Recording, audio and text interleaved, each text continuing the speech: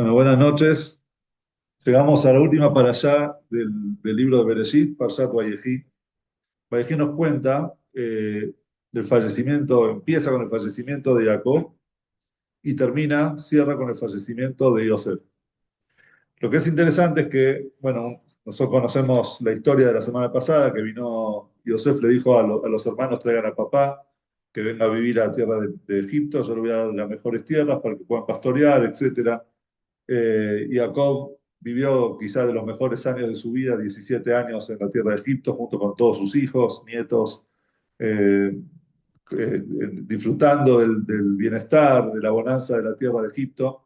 Además, cuando él llegó en medio de los años de hambruna, de repente el hambre paró, gracias a Jacob, digamos, en honor a Jacob, el hambre, los 7 años de hambre los 7 años que debería haber durado el hambre en Egipto, se acortaron en mérito de Jacob, etc. Pero llega el momento ya de la vejez, y Jacob ya se siente en los últimos días, y lo manda a llamar a Yosef. Y le dice lo siguiente, Vaikral ibn Yosef, lo llamó a su hijo Yosef, Vayomerlo, y le dijo, Imna matzati gen beneja, si es que yo encontré eh, gracia en tus ojos, Simna yadcha tajat yereji, poné tu mano bajo mi muslo y jurá, haz un juramento, vasita y madis gesed de harás conmigo una obra de bondad y de verdad. Al natik bereni bemitzrayim. Por favor, no me entierres en Egipto, sino, yo quiero ser enterrado con mis antepasados, con mis padres, es decir, en Hebrón. Me vas a llevar de la tierra de Mitzrayim y me vas a enterrar en el lugar de entierro de ellos, ¿sí? En Hebrón. Es decir, Jacob le dice a Yosef, prometeme, jurame, cómo se hacían los juramentos en esa época, lo hablamos un poco de esto la semana pasada. Se tomaba algún elemento, algún objeto de mitzvah, ¿sí? Hoy se puede agarrar un sidur. En ese momento, en esa época, ¿cuál era la única mitzvah que ellos tenían que había sido una orden de Dios? Era el Brit Milá. ¿Sí? Era la única mitzvah que Dios le había dado a Abraham, a Isaac y a Jacob. Entonces Yosef le dice al papá, después de que el papá le pide por favor eso, y digamos, le pide que haga un pacto con él, Yosef le dice, Bayomar, Anojí ese pareja, papá, no te preocupes que lo voy a hacer. ¿Sí? Dice, te doy mi palabra que lo voy a hacer. ¿Qué le dice Jacob? Jacob le dice, no, Bayomer y Shabali, jurámelo. Entonces, Yosef dice, ok, vos no querés tomar, digamos, digamos el elemento de mitzvah, entonces, por lo menos prometeme, jurámelo. Entonces Yosef le jura y termina contando que Jacob, ¿qué hizo? Se arrodilló en su cama, se aposternó frente a Yosef. Es decir, le hizo una muestra de honor y de respeto y de reverencia frente a Yosef. ¿Sí? Bueno, después sigue la Torá contándola para allá de la bendición a Menashe y a Efraín y a los hijos de Yosef. Bueno, y después la muerte de Jacob, etc. Pero la pregunta que surge, que varios comentaristas le llama la atención en este versículo es, Yosef, Jacob, ¿no le creía a Yosef? Yosef es la única persona en la Torá prácticamente que es llamado tzadik. Bueno, Noach también, pero Yosef a tzadik. Entonces, Yosef era un tzadik, era una persona que mostró fidelidad aún viviendo en Egipto, siguiendo siempre las reglas de sus padres. Entonces, ¿cómo él no iba a cumplir con el pedido, con su palabra y con el pedido de Jacob? ¿Sí? Al punto que Jacob le pide jurámelo. Y no solamente después, además de jurar, se arrodilla frente a él. ¿Sí? Entonces, esta pregunta es una pregunta que la trae Rashi primero. Rashi es uno de los comentaristas que se hace esta pregunta. Primero dice, Rashi explica qué significa Gesed Behemet, bondad y verdad. Es porque Rashi dice que la bondad que nosotros hacemos, las cosas que nosotros hacemos en pos de los fallecidos, la gente que muere, se llama un gesed de verdad. ¿Por qué es un gesed de verdad? Un acto de bondad que es genuino. ¿Por qué? Porque una persona no espera nada del fallecido, ¿sí? Uno no espera nada porque el que falleció ya falleció. Por más que de repente el honor que una persona le da a la otra persona, a la persona fallecida, en algún momento le va a volver ese honor. Si una persona muestra honor frente a un fallecido, cuando él fallece, la gente le da el mismo honor que él le rindió a todos la gente que falleció. Pero aún así, Rashi dice, no es algo que la gente espera. La gente no está pensando en el día de que va a morir, que yo también quiero que se ocupen de mí como yo me ocupo de los demás. Entonces, lo que a la persona en realidad le está, cuál es el motor, qué es el incentivo de la persona, es simplemente el hecho de hacer un bien, hacerle un bien al fallecido.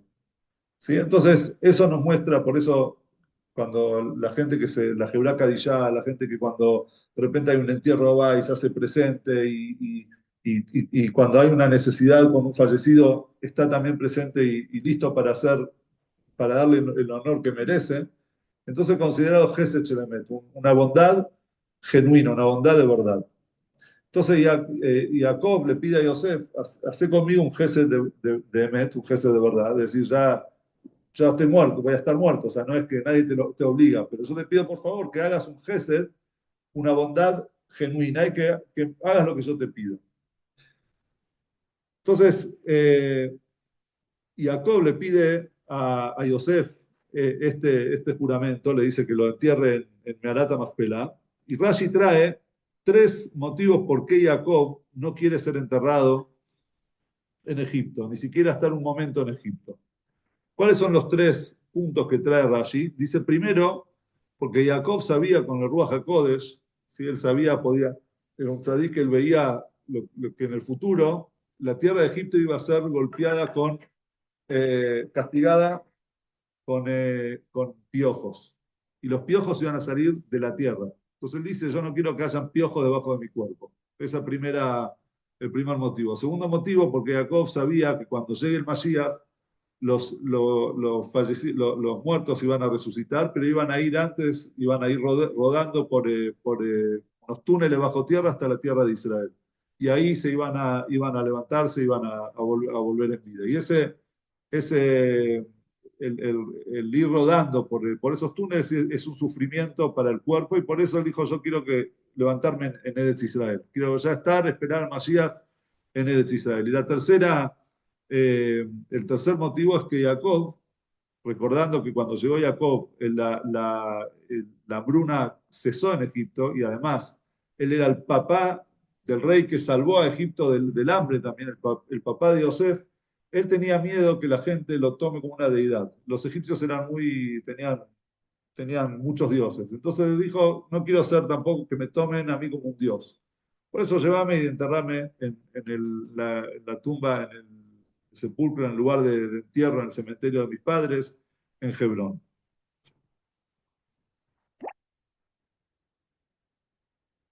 Y al final, cuando Jacob le pide ese juramento, le pide ese pacto a Yosef, y Yosef vemos que no acepta jurar, o sea, hacer un pacto con Jacob tomando un elemento de mitzvah. Entonces de ahí aprenden también para la halajá, una persona tiene que cuidarse de no ver la desnudez de su padre. Es decir, por ejemplo, va el padre e hijo a la mikve, ¿sí? Entonces el hijo tiene que esperar que el padre salga para después entrar él. ¿Y de dónde se aprende? De dos lugares. Primero, que los hijos de Noah, cuando lo vieron a Noah desnudo, después de lo que le hizo Ham, ellos fueron hacia atrás y lo cubrieron. De ahí vemos que el hijo no puede ver la desnudez de su padre. Y segunda prueba es lo que pasó acá con Yosef, que Jacob le dice, quiero ese juramento, o sea, quiero ese pacto. Yosef le dijo, no, yo te doy mi palabra, no me hagas, digamos, ver tu desnudez. Entonces Jacob aceptó y le dijo, ok, sin eso, pero por lo menos jurame. Le pidió a él un juramento. Eh, y de hecho vuelve la pregunta, entonces, la pregunta es, ¿por qué Jacob no le cree a Yosef, si Yosef ya le da su palabra? Y es interesante que Rashi también, después de lo que sigue, cuando Jacob se arrodilla, se aposterna frente a Yosef, Rashi pregunta y dice, ¿por qué Jacob se aposterna frente a Yosef?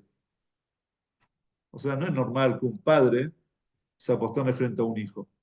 Entonces, Rashi trae un dicho que trae el Talmud, que dice que al zorro, en el día de su, digamos, que él reina, que gobierna, que está fuerte, entonces aposternate a él. Es decir, eh, explica el Talmud que hay entre los animales, cada cierto tiempo hay un animal que predomina, ¿sí? No sé exactamente, no entiendo mucho de este tema, pero hay como que cada cierto tiempo hay un animal, un tipo de animal que domina sobre el resto. Y después pasa ese tiempo y domina otro animal, etcétera. El zorro en realidad es un animal que no tiene mucha fuerza, pero sí tiene mucha, ¿cómo se dice? Inteligencia. Es un zorro, como dice el zorrito. Mucha astucia, gracias. Entonces dice que el zorro cuando está en su época de poder, también arrodillate al zorro. Es decir, en otras palabras, la persona tiene que saber y respetar los momentos que tiene cada uno. Es decir, si hay una persona que tiene, en ese momento está gobernando, que tiene poder, que tiene fuerza, entonces dale el respeto que él merece. Entonces Jacob también dijo, vio cuando Yosef estaba en su poder, dijo, ok, ahora es el tiempo de Yosef, me arrodillo hacia él para mostrarle que me estoy, digamos, lo estoy respetando y que él, le estoy dando el honor y el poder que él merece y que él tiene. ¿Ok? Eh,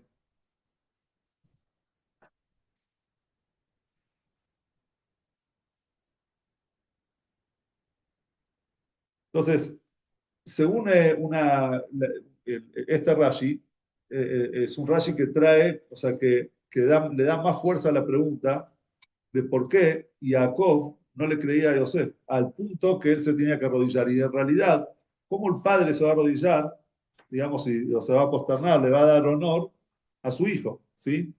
Y de hecho, hay un comentarista que se llama Nahalat Jacob, que él dice, escribe lo siguiente, dice, es imposible que Jacob se posternara ante Yosef para asegurar que éste cumpliría sus deseos de ser enterrado en la tierra de Israel. Pues Yosef ya se lo había jurado, es decir, si Yosef ya se lo juró, entonces, ¿cuál es la acción esa de Jacob de posternarse frente a su hijo? Más bien, dice él, Jacob se posternó ante Yosef como una lección de modales. Él quería mostrarle a la gente como una lección de modales que cuando uno pide un favor, la otra persona se lo da, y más cuando es una persona, un rey como Yosef, entonces él se aposterna frente a Yosef.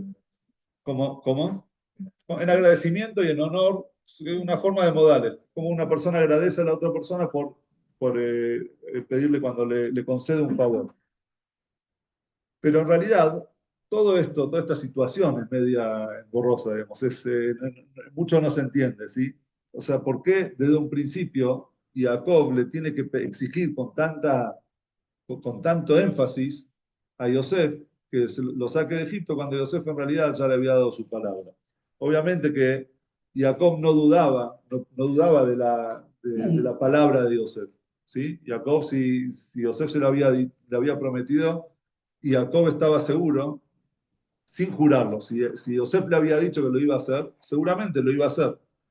Entonces, ¿cuál es la respuesta? Digamos? ¿Cuál es el motivo que Jacob buscaba tanto, con tanto énfasis, el juramento de Yosef? Entonces, además, vamos a reforzar aún más la pregunta. Más allá de de la palabra de Yosef, existe también algo que se llama honor al deseo del fallecido. Una persona que tenía cierto deseo y después de fallecido ya no está. O sea, por ejemplo, una persona tenía posesiones, ¿sí? Y le dijo a los hijos, escúchenme, yo le doy de acá todos los meses a tal lugar, yo quiero que después de fallecer, quiero que ustedes sigan apoyando este lugar. Cuando la persona fallece, en realidad, los hijos heredan lo del padre, es decir, que el padre ya no tiene autoridad sobre su patrimonio, el patrimonio ahora pasa a ser de los hijos. Pero aún así, si el padre le dio la orden a los hijos de que con su patrimonio sigan ayudando a tal lugar, entonces se concede, los hijos tienen la obligación de hacer el deseo del padre porque es una forma de también un gesed de emet, una bondad de verdad, genuina, de hacerlo el deseo de la persona que falleció. Acá quiero hacer un paréntesis y ya tocar un tema que es muy un poco eh, sensible, que muchas veces pasa que la persona que fallece antes de fallecer eh, le, le dice a sus hijos, le pide un deseo, pero que va a veces en contra de nuestra tradición, en contra de la ley. En un caso así, obviamente que el gesed genuino es hacer lo que la Neyamá quiere, desea, y no lo que el cuerpo del ser humano deseaba antes de morir. ¿A qué me refiero? Muchas veces pasa que una persona dice, yo no quiero ser enterrado en un cementerio quiero ser cremado, por ejemplo, que eso va en contra de la halajá, en contra de la Torá, y bueno, tiene muchas otras cosas más que no vienen al caso ahora. Muchas veces pasa que la gente viene y me dice, pero Rafi es el deseo de la persona.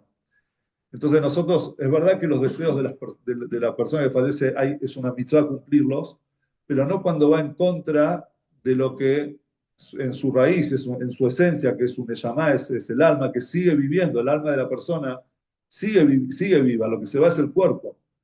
Pero muchas veces el cuerpo, la Neyamá cuando está dentro del cuerpo, en este mundo, en el mundo donde hay mucho ocultamiento, mucha oscuridad, la persona no ve lo que realmente es bueno para su Neyamá, lo que realmente es bueno para su alma después de la vida. Entonces muchas veces hace pedidos sin entender el significado de la cremación. Entonces, en ese momento, los hijos tienen que saber, los familiares tienen que saber que el gesed verdadero, en ese momento, la neyamá del ser querido está clamando, está deseando y está pidiendo por favor, de corazón a sus hijos, realmente no lo puede escuchar porque no tiene la boca para decírselo, que no le hagan caso y lo entierren como una neyamá, como el cuerpo debe ser tratado y debe ser enterrado. ¿Por qué? Porque en ese momento el alma se desprendió del cuerpo y el alma ve la verdad y se conecta con sus antepasados en el cielo, quienes fueron enterrados en cementerios. Y entonces la cremación le hace daño a la Neyama. Entonces, por eso quiero hacer este paréntesis para que no confundir cuando hablamos del deseo de una persona que falleció al deseo real de la Neyama. Pero cuando es un deseo que realmente es una obra de bien, es algo que nosotros estamos seguros que es bueno para la Neyama del fallecido, entonces es una mitzvah hacerle caso. Más aún cuando Jacob le pide a Yosef, quiero ser enterrado en Eretz Israel, en una tierra, en nuestra tierra, en el lugar donde compró, que le costó mucha plata a Abraham para poder ser enterrado ahí él y su esposa y su hijo y su nuera, etcétera.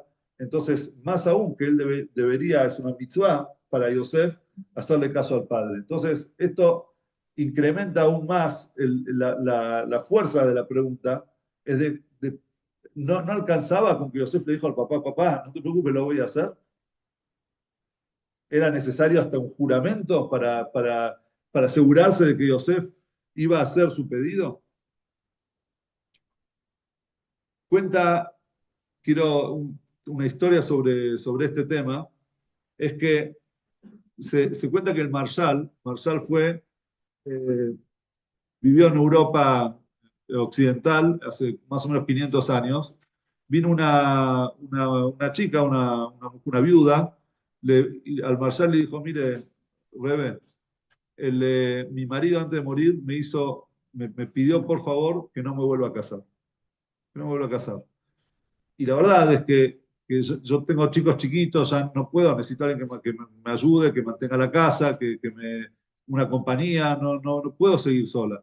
Pero, ¿qué hago? Mi marido me pidió que no me vuelva a casar. Entonces el Marshal dictaminó que ella se puede casar.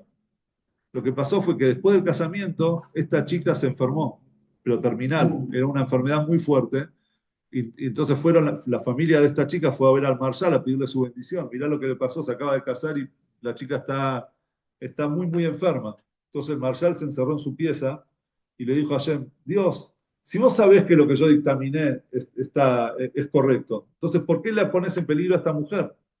En ese momento, a partir de ese momento, la chica se empezó a recomponer y se curó y salió adelante.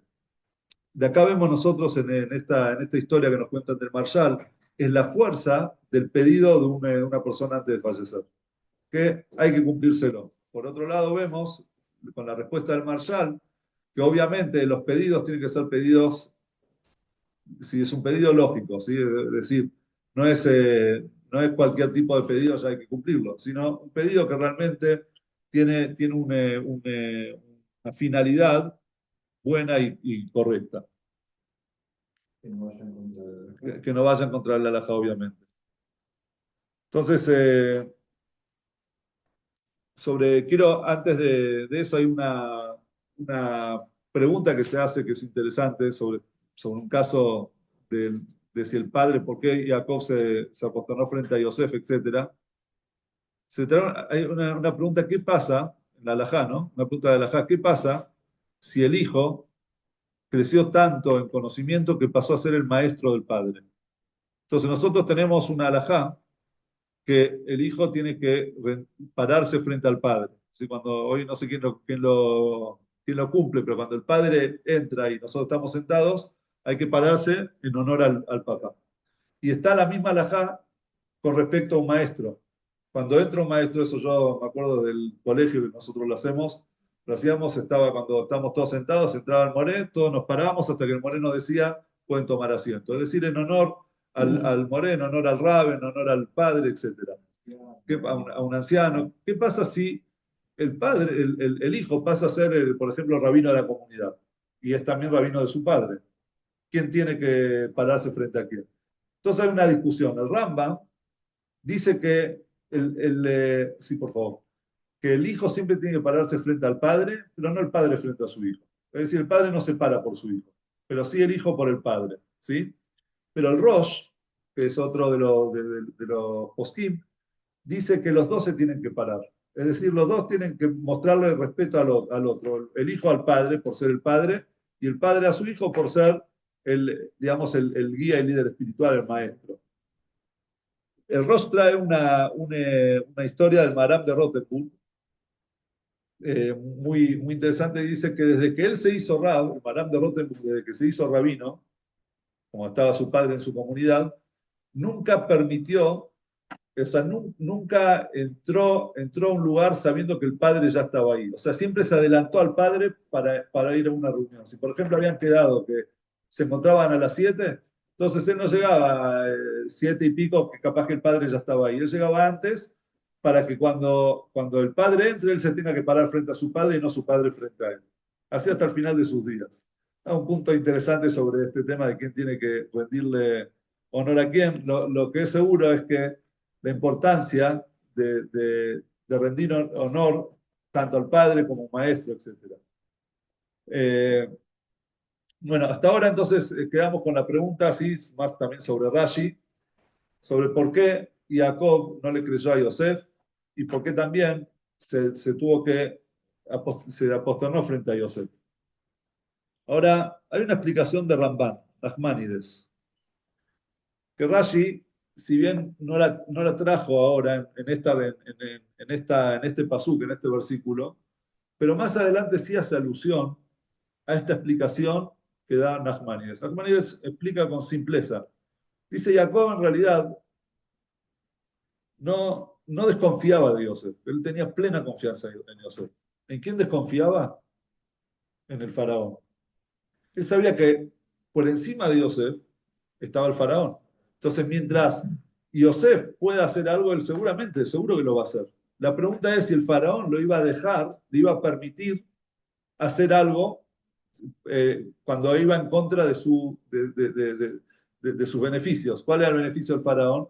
Que, ¿cómo? La tierra que le dio cobijo a tus padres, a tu papá, a tu hermano, qué sé yo, ahora no sirve para ser enterrado, ahora te lo llevas, como si fuese que Egipto es menos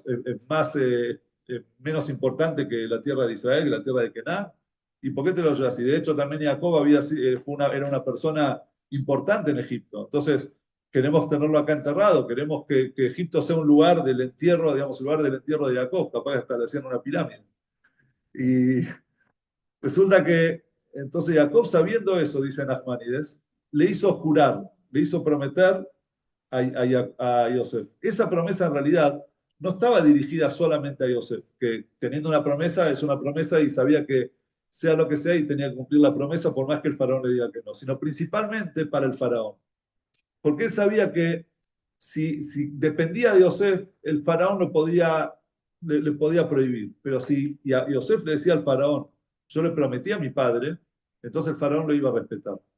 ¿Y cómo vemos que es así? Porque así fue. Realmente dice la Torá. ¿Eh? ¿Cómo? Cuando él le dijo claro, cuando él le dijo a Paró, déjame, o sea, voy a enterrar a mi padre, ¿qué le dice Paró? Eh, bueno, después de que Jacob trae le da las bendiciones a sus hijos, etcétera, y él fallece, entonces le dice,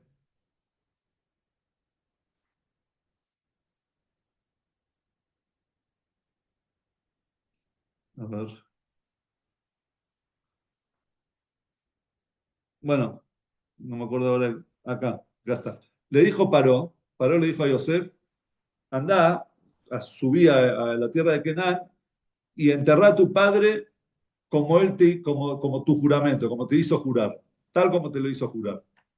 Es decir, que dice Nachmanides, ¿qué fue lo que provocó que el faraón le permitiera a Yosef llevar a Jacob, llevar a su padre para ser enterrado en la tierra de Canaán? Fue el juramento. Entonces, por eso Jacob sabía que Paró podía llegar a negarse y sabía que un juramento iba a ser fuerte en los ojos de Paró, por eso él le hizo jurar a Yosef. En realidad, el miedo, la respuesta de Rambán es que Jacob no es que desconfiaba de Yosef, él confiaba en Yosef. ¿De quién desconfiaba? De Paró. Y ahí sobre este versículo trae Rashi, este apoyo a lo que dice Rambán. Rashi acá en este versículo dice que si no fuese por la promesa, el faraón no lo hubiese dejado llevarlo a la tierra de Canaán. ¿Y por qué la promesa para el faraón era muy fuerte? Porque el faraón también lo había hecho jurar, le había hecho hacer un juramento a Yosef. Entonces Yosef le podía decir al faraón, si vos no me dejás cumplir el juramento de mi padre, entonces quiere decir que yo también puedo violar mi juramento hacia vos. ¿Cuál era el juramento que Yosef le había hecho al faraón y que el faraón estaba dependiendo de ese juramento?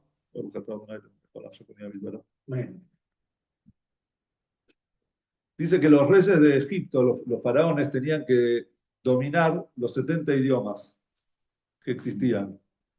Y Yosef, cuando se hizo virrey de Egipto, también tenía que dominar los 70 idiomas y no sabía todos los idiomas. Entonces dice el Teilim, Edut bi Yosef Samo betzeto eretz Mitzrayim, sfat yedat yeshma.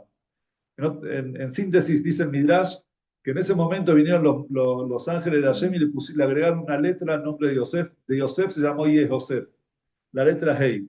Con la letra Hei le dieron a él el entendimiento y la capacidad de entender los idiomas. Entonces cuando Yosef fue a lo del faraón y le empezó a hablar, si ahora ya que sé los 70 idiomas, le empezó a hablar también en la Shona Kodesh, en el idioma sagrado. Y de repente el faraón hizo agua, no sabía de qué estaba hablando. Es decir, que Yosef descubrió, o sea, reveló que el faraón no sabía los 70 idiomas, cosa que en Egipto el faraón tenía que saberlos. Entonces el faraón le hizo jurar a Yosef que nunca va a decir, va a contar eso que él no sabe de la Shona Kodesh. Entonces, por eso cuando el faraón le dice a Yosef, andá y llevarlo enterrarlo en la tierra de Canaán, así como él te hizo jurar, es decir, cumplir el juramento, así como el juramento es fuerte, así como yo te hice jurar, yo te permito que vos cumplas el juramento de tu padre, vos cumplí el juramento que me hiciste a mí, ¿sí? Y por eso es que Yosef lo puso y el faraón le permitió a, a Yosef llevar a su padre a ser enterrado en la tierra de Canaán.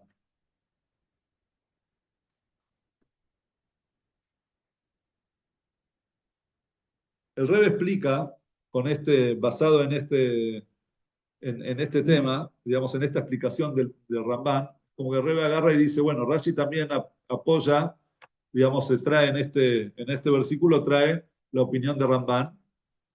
Y con esto el Rebbe responde, toma esta explicación y responde la pregunta que habíamos hecho sobre Rashi en el versículo anterior al comienzo de la parashá, cuando Rashi dice que al zorro en su momento de poder, arrodillate, como diciendo, si necesitas algo, o sea, dale cabot, dale honor para que él cumpla lo que vos le pedís. Entonces, en realidad, el Rebbe dice, desde la óptica de Nachmanides, Jacob no tenía miedo de Yosef. ¿De quién tenía miedo? Del faraón. Entonces, ¿qué necesitaba Jacob de Yosef? Era darle fuerza, era mostrarle poder, mostrarle que él tenía también, podía pararse frente al faraón y decirle al faraón, no, yo voy a enterrar a mi padre porque tengo una promesa, un juramento. Entonces, primero lo hizo jurar y segundo, ¿qué hizo? Se apostonó frente a él para darle esa fuerza, ese poder, para que en el momento que llegue frente al faraón, él se sienta con el poder también que el padre le dio al posternarse frente a él. En realidad es como que le acentuó su realeza. Vos también sos rey. Andá a decirle al faraón que un rey que promete, que jura algo, que hace un juramento, lo tiene que cumplir.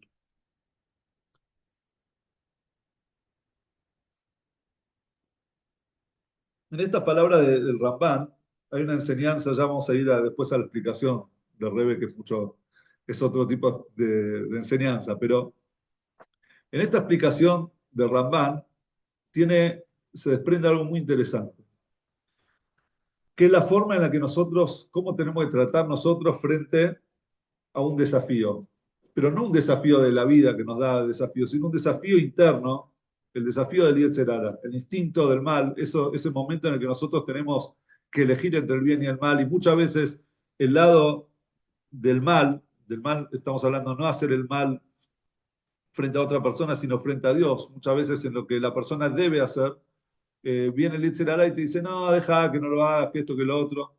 Entonces viene el Ramán y nos dice lo siguiente.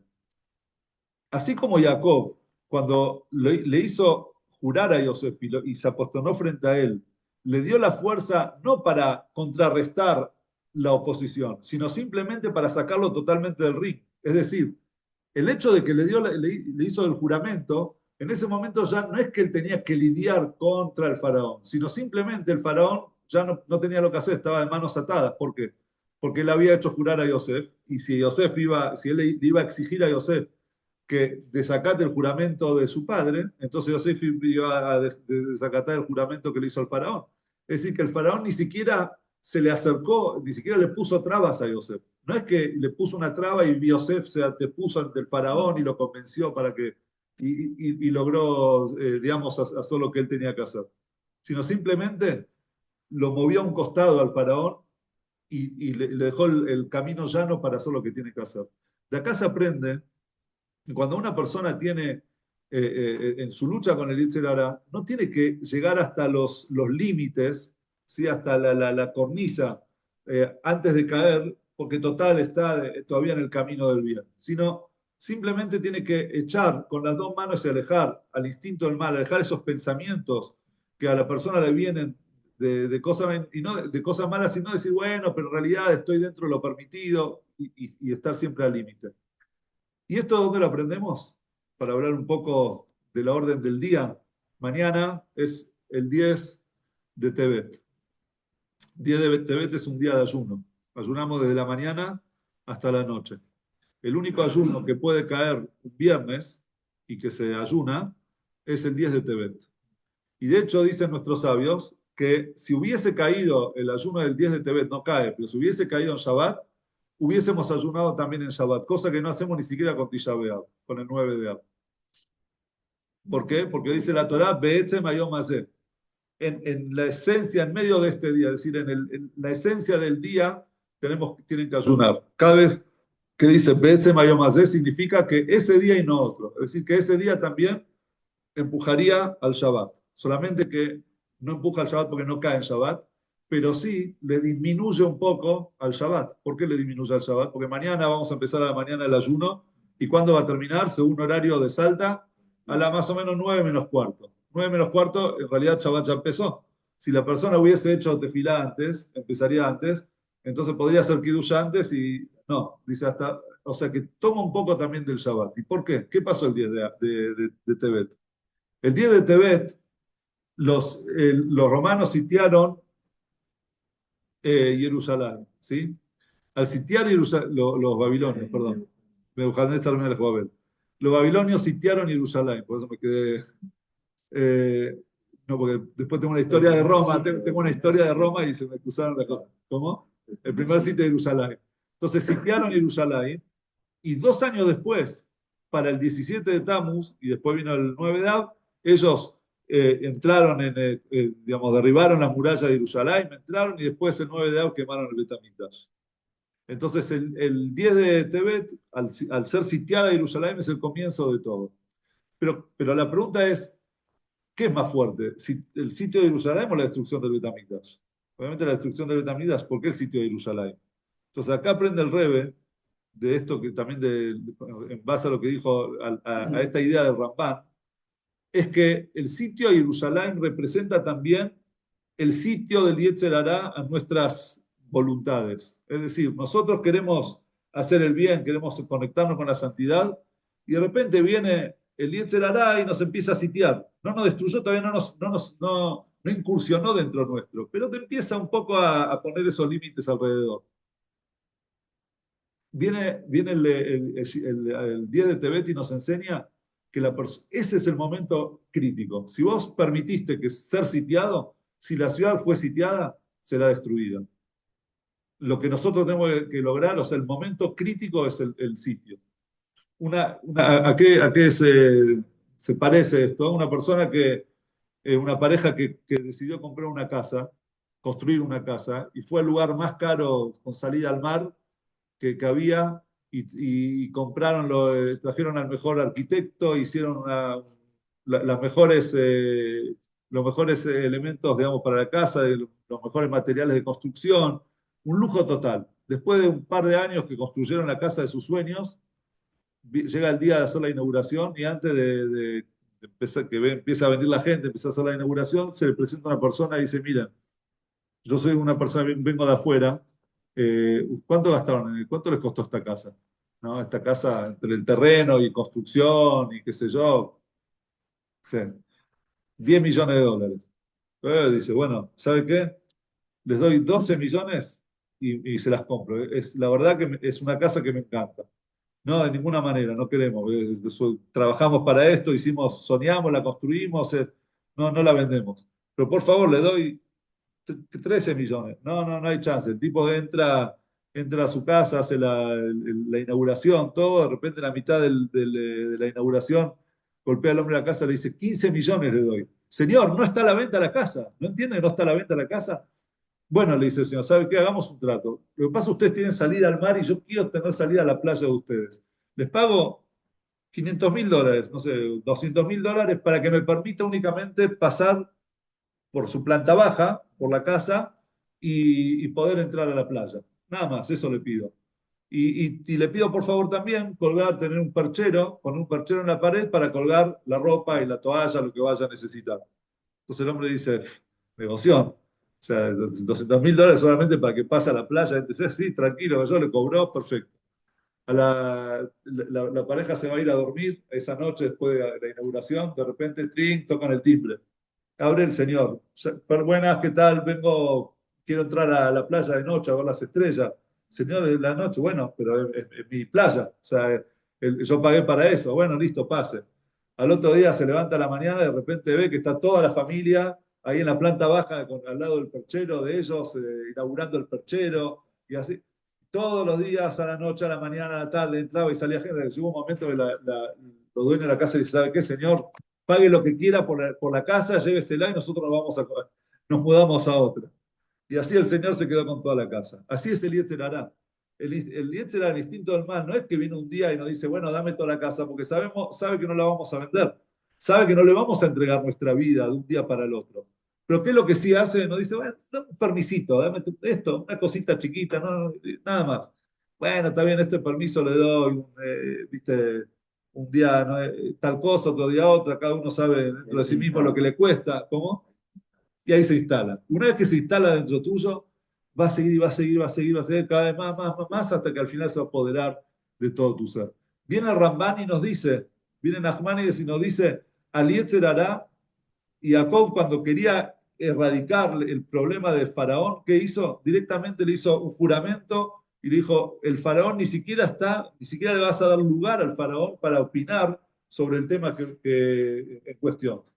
Directamente, con el juramento lo sacó del juego. Entonces, cuando vino Yosef frente al Faraón, el Faraón le dice, Yosef le dice, mira, le juré a mi papá que lo voy a llevar a la tierra de Canaán. ¿Qué le dijo el Faraón? Y bueno, le juraste hacer lo que tenés que hacer.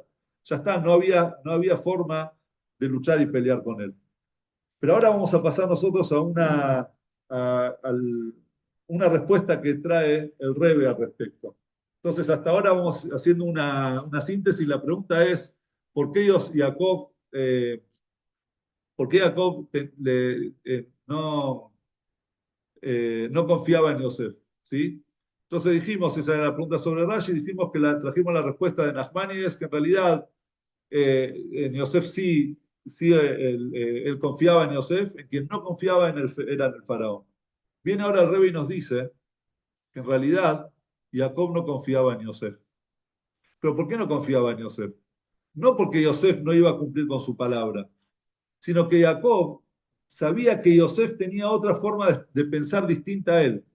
Tenía digamos, otra perspectiva sobre el después de la vida, o mejor dicho, otra perspectiva sobre el liderazgo.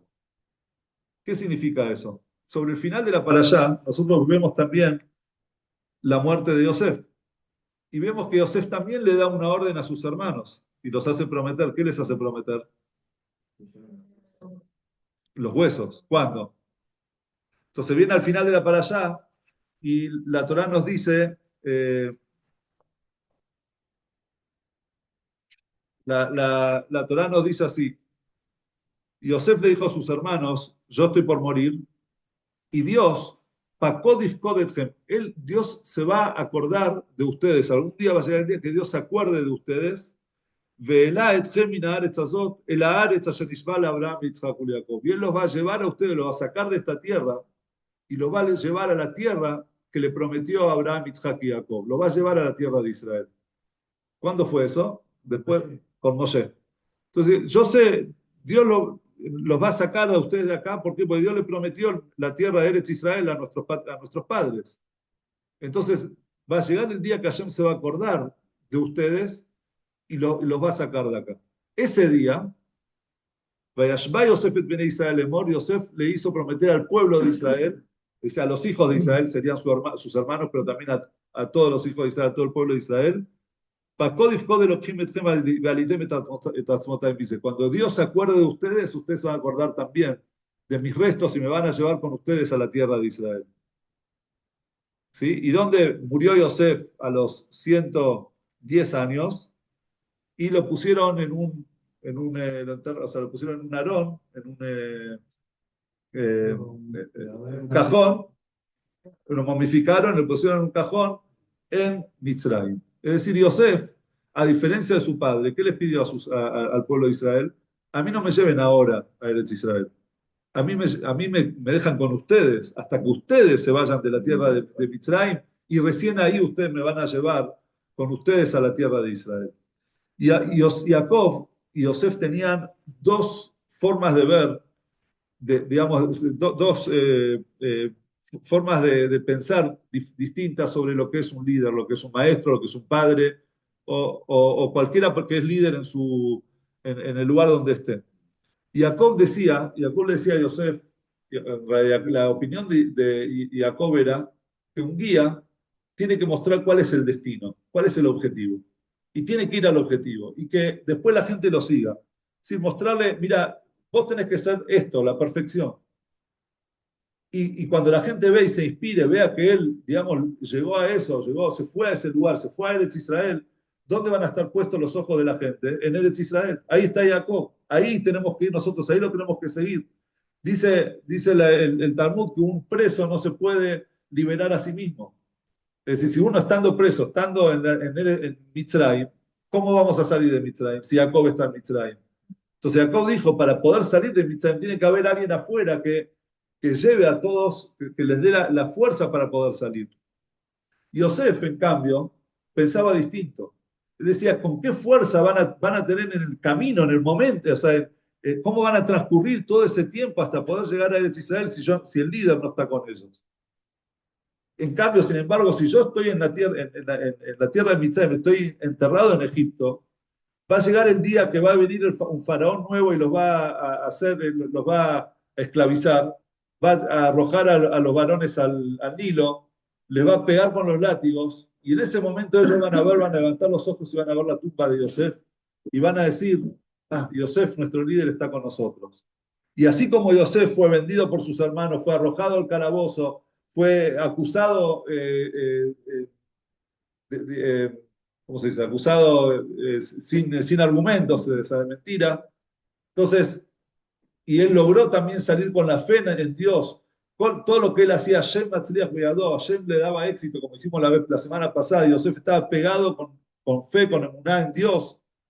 Entonces, y nosotros también vamos a salir de esto gracias a esa inspiración que nos da Yosef. Esas eran las dos formas de ver las cosas entre Jacob y Yosef.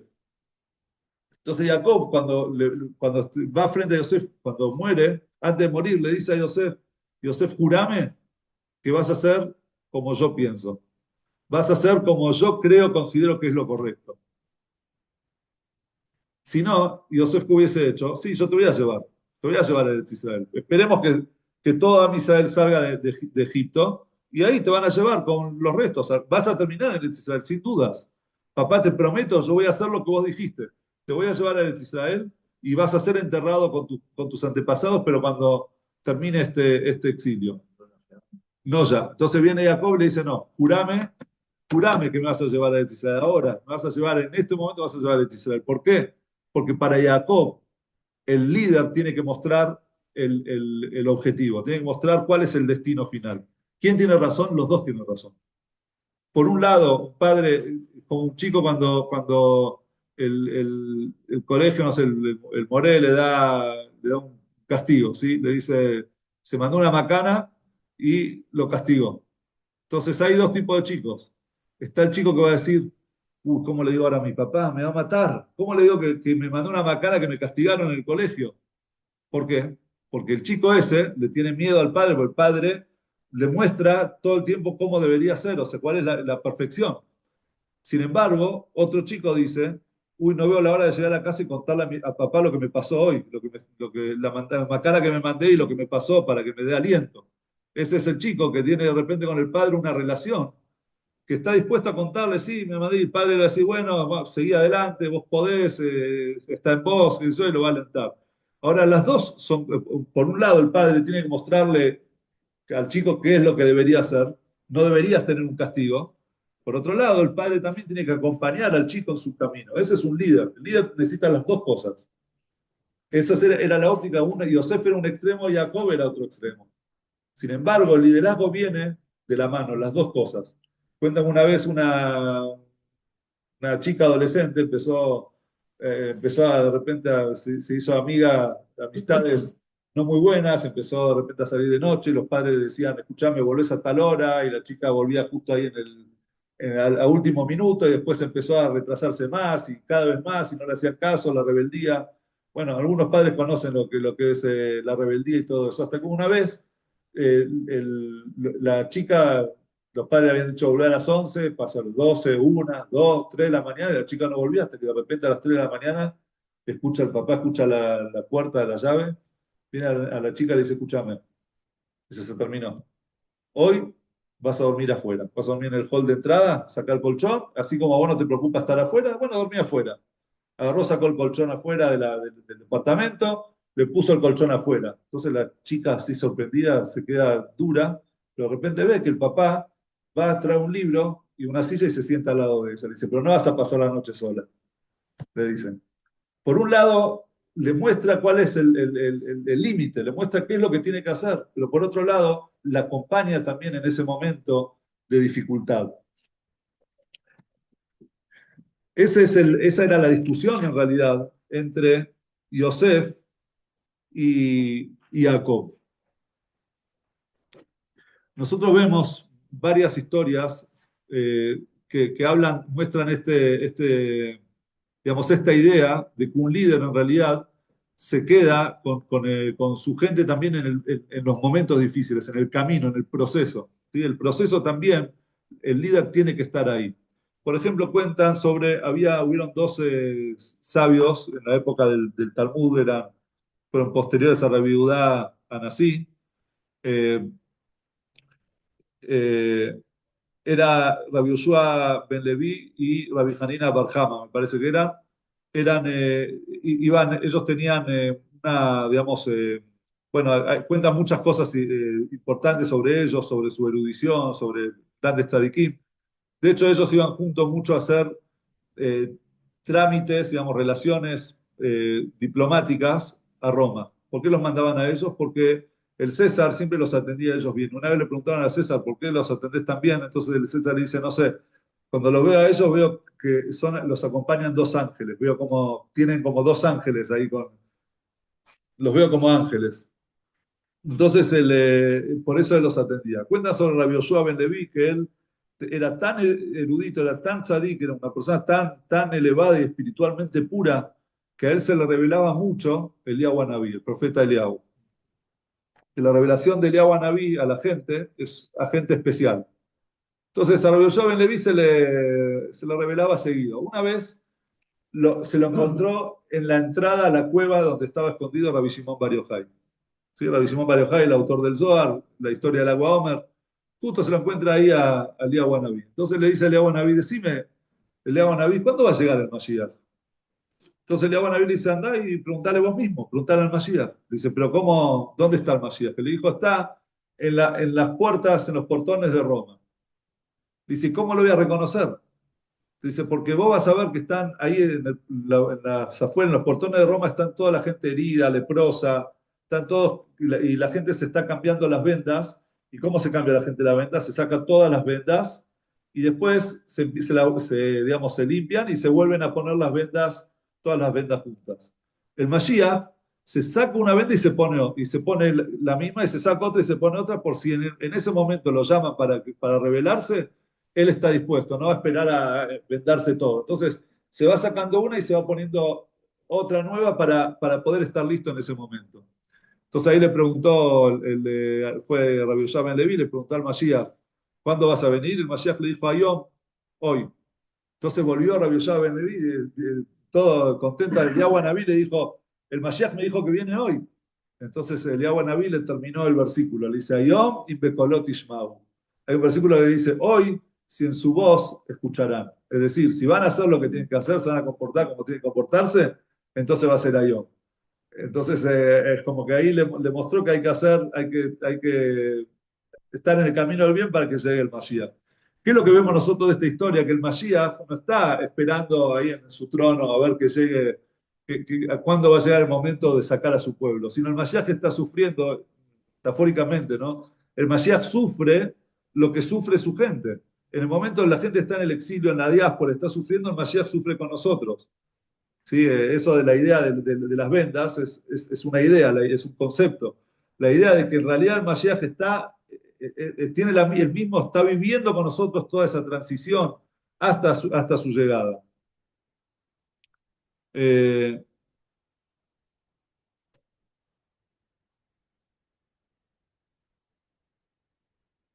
Jacob, sin embargo, tenía miedo de otra cosa. Él decía, si la gente se va a sentir tan cómoda, porque tiene a su líder con ellos en el exilio, en la diáspora, entonces, ¿cuál va a ser el incentivo para salir del lugar donde ellos están? Es decir, si una persona, si un padre va y le dice al hijo, bueno, pues está bien, y lo entiende, y no sé qué, entonces el hijo va a decir, bueno, está bien, mi papá me entiende, entonces puedo seguir mandándome macanas, total, está bien, es verdad, me entiende, ¿sí? Entonces Jacob tenía otra opinión. Jacob decía, no, la persona es como un anciano que un día de calor baja al sótano del edificio porque ahí estaba más fresco y de repente abre la puerta y ve que hay oscuridad. Entonces se está por ir y escucha la voz de un muchacho joven adentro que le dice, abuelo, no se vaya, quédese y ya se va a acostumbrar a la oscuridad. Hay luz en realidad, lo que pasa es que al lado de la luz del sol de afuera está, digamos, ya acá adentro se va a acostumbrar a la oscuridad. Entonces el anciano sabio le dijo, ese es mi miedo, dice. La oscuridad es oscuridad. Mi miedo es acostumbrarme a ver dentro de la oscuridad. Y Jacob Avinu tenía miedo que la gente empiece a ver dentro de la oscuridad. Que la gente diga, bueno, está bien, estamos en Egipto, estamos cómodos acá, y bueno, está Jacob con nosotros, ya lo tenemos a Yosef con nosotros, ya está, nos quedamos acá. O sea, hay una historia, pasó, que algunos que decían eso, hay una historia que cuentan los Hasidim, en la época de los terratenientes, había un terrateniente que todo aquel que no le podía pagar el alquiler, lo mandaba al calabozo. Entonces agarró muchas familias judías que no habían pagado y los metió en un calabozo, vivían ahí adentro de ese pozo bajo tierra, y todos los días en cierto horario se abría la puerta arriba, le bajaban pan y agua, y con eso ellos se alimentaban. Los padres, los mayores, o sea, le hablaban a sus hijos, a los nuevos que habían nacido, porque ahí se formaban familias, de repente se empezaron a casar entre las familias y se empezó a armar toda una comunidad bajo tierra. Entonces los padres les contaban a los recién nacidos, a los chiquitos, que arriba hay un mundo, que hay sol, que hay luz, que hay árboles, que hay toda una vida, hay todo un mundo arriba. Y que está el terrateniente que los tiró a ellos ahí al pozo porque algún día van a salir, etcétera. Pasaron las generaciones, los viejitos ya habían muerto, los nuevos habían escuchado la historia de sus padres, y de repente se empezó a armar como dos opiniones dentro, dos grupos dentro del pozo. Estaban los que decían que no existe el afuera, no existe. Si nuestra vida está acá, no ves que siempre viene, nos baja la comida, eso que ellos decían es algo utópico. Nadie lo vio. Vos lo viste, no, nadie lo vio. Lo decían los bisabuelos lo decían. Debe ser que ellos nos querían, eran las fantasías que ellos nos contaban. Sin embargo, habían otros que decían, no, miren que todos los días se abre la puerta. Cuando baja la comida entra un rayo de luz. Ese rayo de luz es la prueba de que tienen razón. Y entonces había esa discusión, hasta que un día, pasó en las generaciones, un terrateniente dice, che, ¿qué hay en ese pozo ahí todos los días? No, esta fue la orden de tu tatarabuelo, todos los días hay una familia de la época, no, pero sáquenlo, ya está, ya pasó, déjenos en libertad que todavía los tenemos que alimentar todos los días. Entonces se baja una persona, o sea, primero bueno, abren la puerta, tiran la soga, nadie quería subir. O sea, ¿qué está pasando acá? Baje, suban, que son libres. ¿Qué libres? Decían. No, no. Hasta que baja una persona y le dice, ven que yo vengo de arriba, arriba hay un mundo, hay luz, hay esto. Entonces los que le creían, los que decían, mirá, ahí vino la persona, subieron y salieron. Los otros, que no le creían porque no, decían, quedaron ahí adentro del pozo. Y Jacob le dijo, yo les quiero mostrar que hay una afuera. Yo les quiero mostrar que hay un Eretz Israel, que hay un lugar a donde ustedes tienen que ir y tienen que querer salir. Mi miedo, ¿cuál es? Que se queden adentro pensando que la realidad es el pozo en el que ustedes viven. Y esa no es la realidad. La realidad es la tierra que Hashem le prometió a nuestros padres.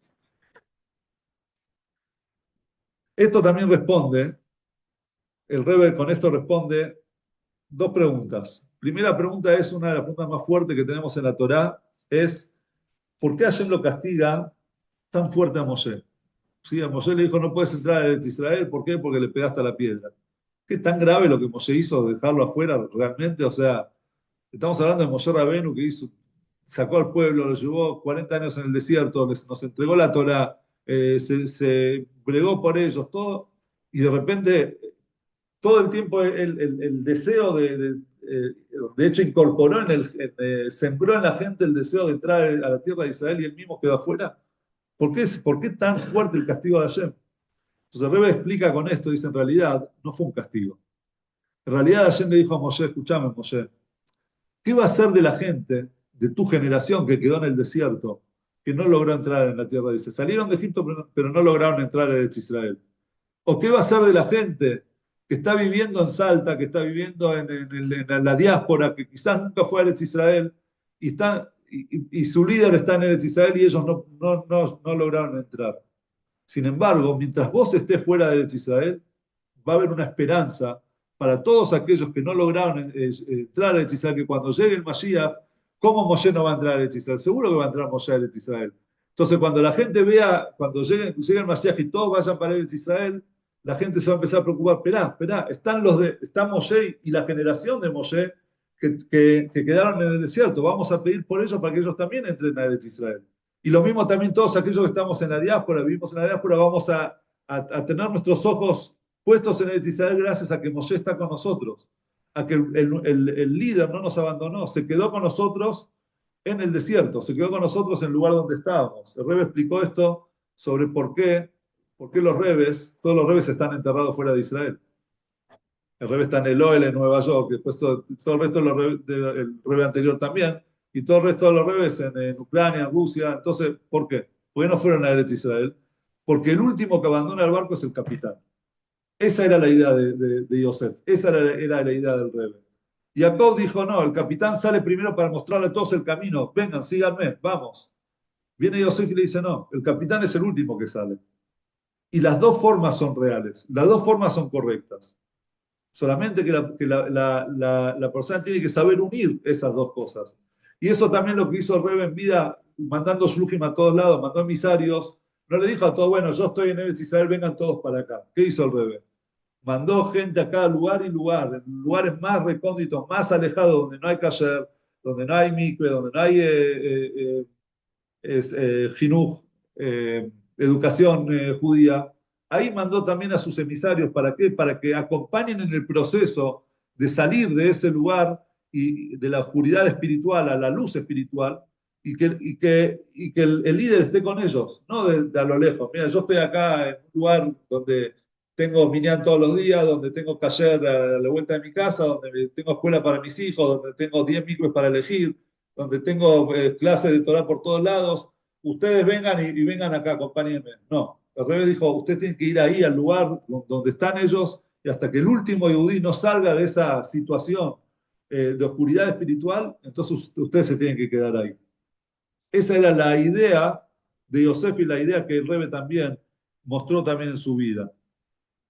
Y segundo, y para terminar, para terminar voy a terminar con una historia, pero hay una de las preguntas también que hay en la Torá, que de hecho el rey Shlomo Amelech, el más sabio de todas las personas, dijo, traté de entenderla y no encontré explicación, es la mitzvah de Paraduma, ¿sí? La vaca roja.